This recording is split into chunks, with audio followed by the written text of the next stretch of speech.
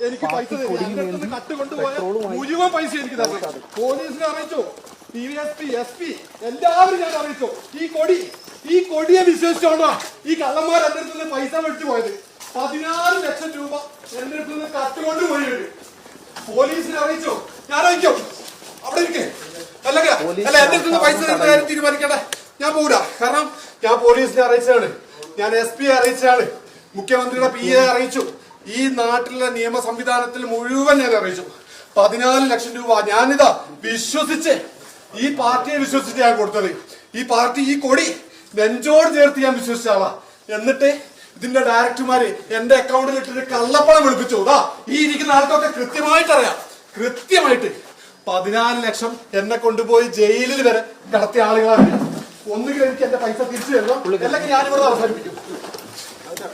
അല്ല, ഒന്നുകിൽ എന്റെ പൈസ തിരിച്ചു തരട്ടെ. എന്നെ പോലെ പല പാർട്ടി അല്ല, എനിക്ക് പൈസ തിരിച്ചു തരട്ടെ. എനിക്ക് പൈസ തിരിച്ചു തരട്ടെ.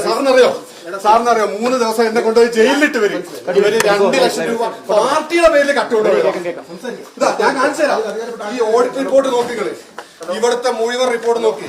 ഭാഗ്യാലത് അഴിമതി അവര് നടത്തിയത്. അഴിമതി എന്നല്ല, പാർട്ടി മുഖ്യമന്ത്രി അടക്കം ഇവര് പറ്റിച്ചു. മുഖ്യമന്ത്രിയുടെ വീട്ടിൽ കൊണ്ടുപോയി പറ്റിച്ചു. ഞാൻ കാണിച്ചോ, മുഖ്യമന്ത്രിയുടെ വീട്ടിൽ കൊണ്ടുപോയി വെച്ച് ഡോക്യുമെന്റ് എന്താ സാർ ഇതിവിടെ അല്ല, അങ്ങനെ ഞാൻ വേഗത്തെ പെട്രോൾ ഒഴിച്ചിട്ടുണ്ട്. ഒന്നുകിൽ എന്റെ പൈസ തിരിച്ചു തരാണ്.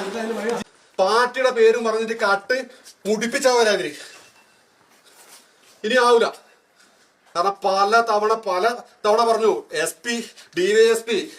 സാറത് വായിച്ചു നോക്കി. കാരണം ഇനി നടക്കൂല. എത്രയെന്ന് വെച്ചിട്ടാ ഈ ശ്രമിച്ചോണ്ടിരിക്കുക. 14 ലക്ഷം രൂപ അവരെന്റെ അടുത്ത് കട്ടുകൊണ്ടുപോയത്.